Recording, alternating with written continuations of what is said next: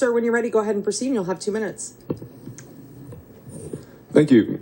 Good morning, Chair Reeves and members of the committee. My name is Daniel Harm, and I am representing the Center for Responsible Forestry. We strongly support HB-2170 because it is fiscally responsible. It will help DNR generate non-tax revenue for trust beneficiaries and diversify revenue sources, which is especially important given the state's current fiscal challenges. Carbon projects can include continued timber harvest, so this is not an either-or proposition.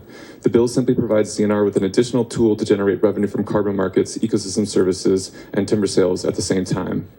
This bill can help DNR respond to rural communities, like where I live deep in Whatcom County, that need forest management approaches to reduce catastrophic flooding and costly infrastructure damage.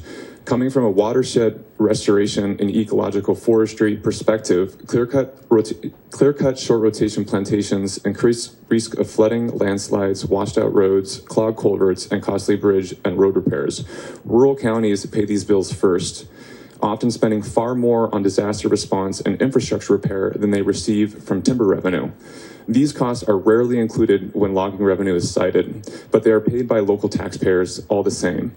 In closing, this bill creates a path for a new paradigm of forestry that creates more jobs through labor-intensive ecological forestry, restoration work, watershed repair, creating long-term local jobs. Please support HB 2170. Thank you.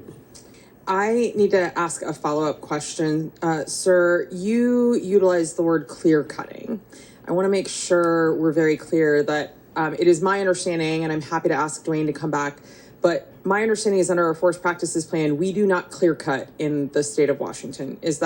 Can you help me understand why you would use that terminology in your testimony? Yes, absolutely. That's a great question. The terminology that DNR uses is VRH, variable retention harvest.